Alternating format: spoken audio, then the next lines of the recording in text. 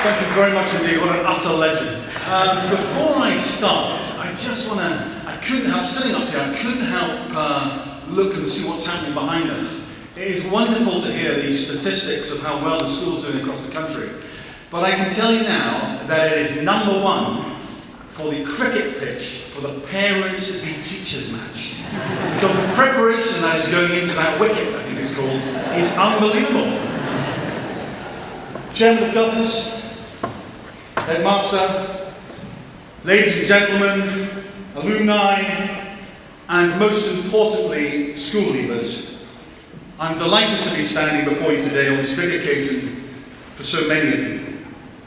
The parents' pride in their children, the teachers hopefully content, because teachers are always content but never fulfilling the full grade that they want to get out of people. They're always looking for more out of them, with a job well done at the end of another academic year, and the sixth form as they prepare for the next stage of their lives. Whilst battling the wind and rain in Scotland recently on my bike, I turned my thoughts as to how I would shape my short presentation to you today.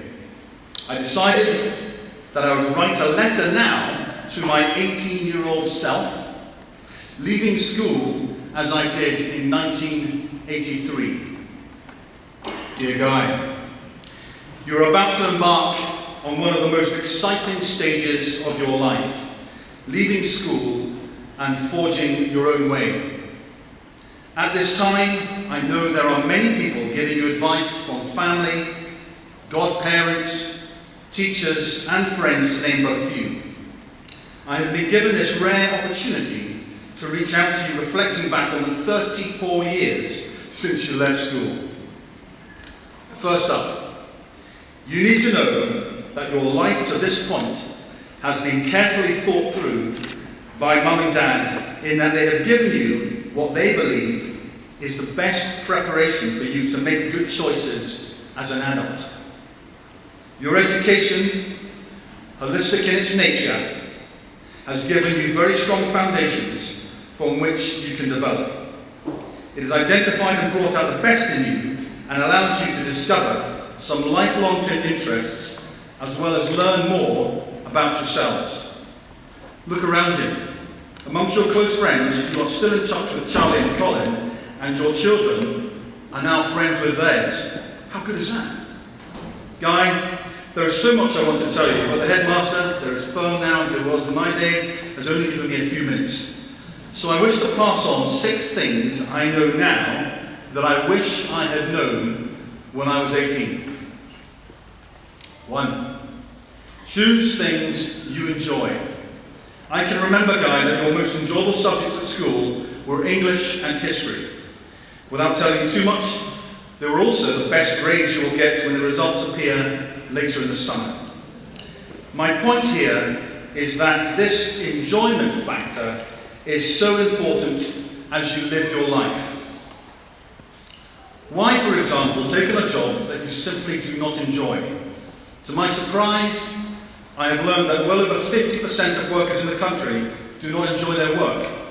To me, this means that at best they arrive on time in the morning, do at least to get by during the day, and leave at the earliest opportunity. Conversely, by doing something that you enjoy and only start as a pleasure, you flourish, you seek further knowledge through reading and learning, and want to be the best you can. You would certainly not be waiting for 5 p.m. to get out the door, and would get personal and professional fulfillment by choosing things you enjoy. A word of caution. Ask yourself the question, is the next stage of your life your choice, albeit shaped and guided by others, who you trust to have your best interests at heart? Or is it something that someone else wishes for you to do? Quite frankly, you're not sure if you will enjoy it or not. If the latter, I would urge you to discuss this further with your key advisors. 2. Challenge yourself. Guy, you are going on to do a gap year as an assistant teacher ahead of joining the army, and I remember your apprehension and self-doubt, wondering if you were capable of this. I can tell you now that you're doing something that is taking you outside of your comfort zone, challenging yourself by being away from home, cooking for yourself, being in an unfamiliar environment, and meeting new people.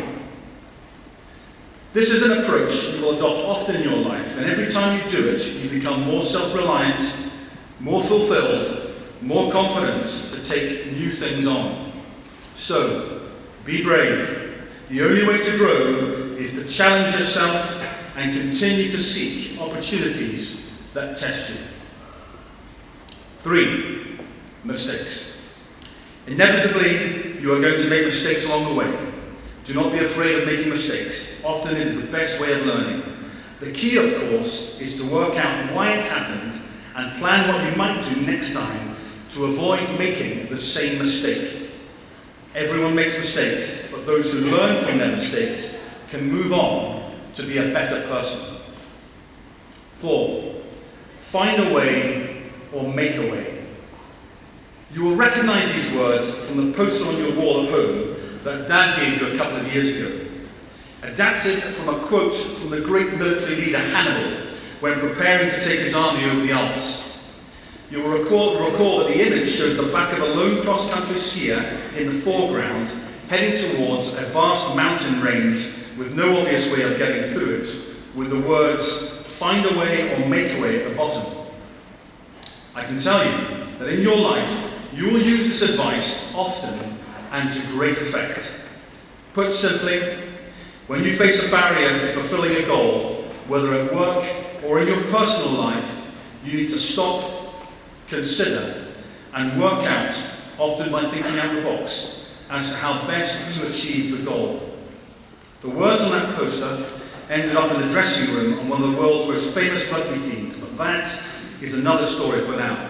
Just remember, find a way or make a way. 5. First impressions. I have learnt over the years that amazingly, people form an impression of you in the first seconds of meeting you. This initial response by others may make the difference of you securing that internship or favourable terms on a deal. The same applies to any situation where collaboration with others is required. In the years ahead, you are going to have many opportunities where first impressions will be the determining factor, and I would urge you to do 2 things. Firstly, ahead of meeting a new group, ask yourself what impression you wish to present, and then dress and act appropriately. Secondly, be yourself. By all means be inspired by others, but do not try to be anybody else by yourself. 6, and finally, start today. What I mean here is that your life ahead will be full of highs and lows in both your personal and professional life. Nothing, I mean nothing, is perfect all the time. Take time to enjoy the highs, but do not let the lows engulf you. Yes, you should learn from them, hard as though maybe they be seen at the time. Brush yourself down and move forward. So whatever has happened in the past, start today. Good luck. So, back to 2016. Much has happened in the last 34 years. And looking back, I think the most significant impact for my generation has been the introduction of the World Wide Web and the subsequent technology that has come from it, such as social media, smartphones, tablets, and so on. I would like to share with you a brief story of me. When on the British Lions tour in 2013, one of the greatest challenges we, the management, had was getting players from the core 4 countries of England, Wales, Ireland and Scotland to come together quickly to get to know each other in order that come the day, come the hour, they would do the necessary and fight for each other along each other on the pitch itself. Yes, we put in place simple initiatives such as sharing rooms with somebody from another country, but what had the biggest impact was the decision not to send the daily programme to all the players on their laptops and phones in their room. Instead, they had to come down to an area we called the team room, where not only would they read the programme on the notice board, but this was also the location of the ping pong table and the all-important Xbox 360, which inevitably they started to play with each other on. Therefore, without knowing it, the players were being brought together face to face and doing something they enjoyed. There is no question that this small initiative played a major part in bringing together the players quickly and then going on a few weeks later to win the series against Australia, the first time in 16 years. To my point, I encourage you not to lose sight of the importance of verbal communication and, where possible, having a conversation with somebody face to face. Emails, WhatsApp, Twitter have transformed our ability to reach people, but risk the loss of effective interpersonal skills. Hopefully this initiative will contribute to another series win in New Zealand tomorrow. I thought it appropriate that someone else from my generation had the final word. Major Tim Peake, British astronaut, inspiring a generation last year, who on returning to planet Earth said, 3 below average A-levels, do not let anyone tell you that you cannot do anything. Thank you very much indeed, and I wish you all a wonderful summer.